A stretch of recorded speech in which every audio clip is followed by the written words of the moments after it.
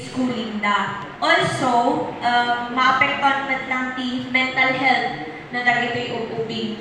It can lead na to habitual delinquency or naubingan da nga aramidan dal ti kasay nga aramid mabalin na tuloy danton nga aramidan habang lumaklakay or bumakbakan da.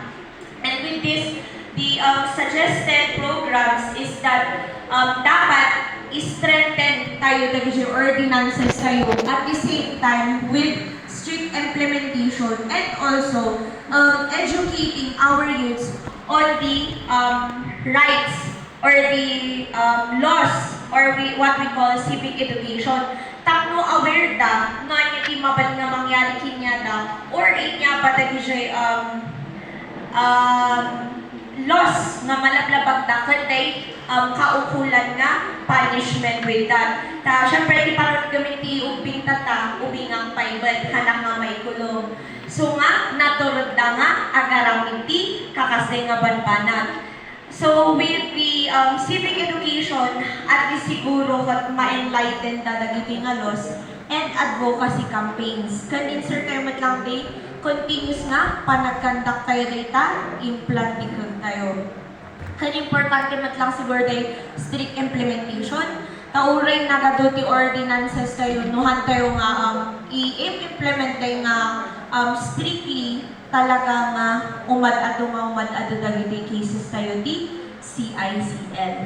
Next, the implementing office is the PNP, BCPC, or NCPC, and MSWDO. So the starting date and completing date is awan ti specific time bound na dito pero basta yearly kuma or as much as possible ti goal tayo ma-zero out talaga dagiti nga cases tayo di CICL with the budget of 800,000. Next is the high cases of teenage pregnancy. Anya ti mangyari manon no tayo masulbaran dito. So increase number in early marriage and mental and physical health issues. So, no, ubing gamin or masapa nga suguti may isang babae at dati physical health issues nga mabaling nga maipasa ijay anak and at the same time with the mother as well. And then, mabaling da nga actual into early marriage or another early teenage pregnancy. With this, dapat continuous latan panagkandak tayo ti IEC or with what we call as sexual education and also reproductive health services specifically on STI, HIV, AIDS, and counseling matlang dagiti teenage mothers tayo. And we also believe with the power of peer education ta imbaga mi garud nga no youth matlang timang isuro ti pada na nga youth ket sa baliday epekto na. So one of our programs is peer education. Implementing office is the MHSO, Municipal Health Services Office, DepEd with the sexual education, and then MSWDO also with the budget of 500,000. Next is the prevalent mental health issues. So, consequences, suicidal thoughts among our children. Tamo tayo mo na anybody or anyaman ti age mo, anyaman ti status mo ti biyag, mabalik ka ma-apektuhan when it comes to our mental health. So, mabalik mo lang academic disturbance, mabalik ka nga stop ti schooling due to your mental health issues. And also, no, gamin na dati mental health issues mo such as depression or anxiety, you tend to isolate yourself from the people around you. Kan malos na yung interest mo ti bagay-bagay. So nga, as much as possible, talaga kung mga i-priorities tayo matlang ti mental health.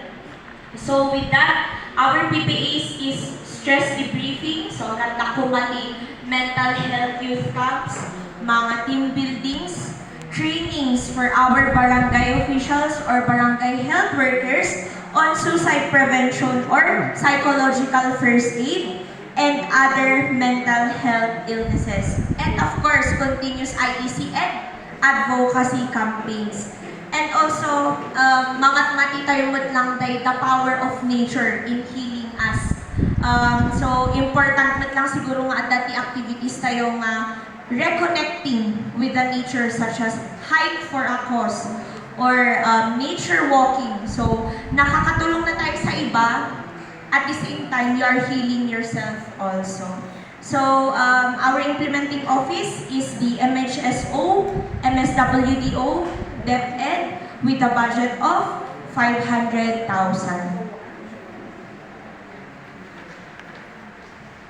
Thank you, Ma'am Shaira.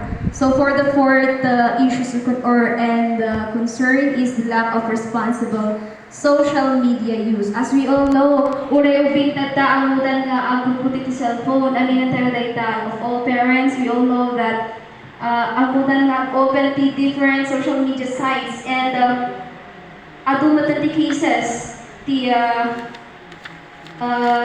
consequences that we have written there is prone to cyberbullying, sexual harassment, and hacking. This is very big issues that we are facing right now, especially for the children. Uray, as I have said earlier, uray that being 6 or elementary students, which are very prone to using social media accounts. And of course, academic disturbance. Mabaling maapektuhan ti academics da, and then also mental health issues and physical also. So adun ti makover now in case mabaybayan tayo daytoy issue or concern na daytoy. So our PPAs, we include there continuous pa rin the IECs to schools, to the community, and introducing sports and recreational activities.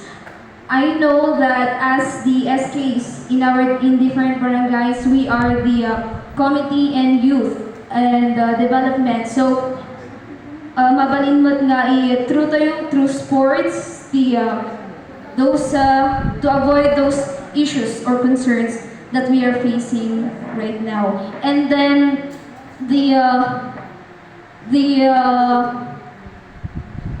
indicators are with the partnership with the DepEd, the PNP, the MSWDO, and the MCPC with the total cost of 200,000. Actually, we just base those causes dun po sa paper na binigay po kanina. And then last one is low competencies and self-esteem. One consequences if this will not be solved is academic disturbance, lack of interest, and low employment and mental health issues. So as a youth, I would like to share my own experience. I was in elementary and high school. May bagak na I am very shy. Madit nga share the experiences ko, madit nga share or open up with my classmates. I prefer my families nga open up the problems ko. So, I know nga aduman the youth that nga very prone in this kind of issues right now. So, what are the PPAs? One is enrichment programs. Patuloy na enrichment programs. Peer teaching, just like what Ma'am Shaira said earlier. Team buildings and recreational impacts or activities. Actually, dapat tulong ti team building tada. Nababalin na nga i-collaborate tayo with other barangays or might as well within our municipality. And then in partnership with the DepEd also, the teaching personnel, the MSWDO and the MHSO with the total amount of 200,000 po. So that's all for the youth sector. Thank you so much.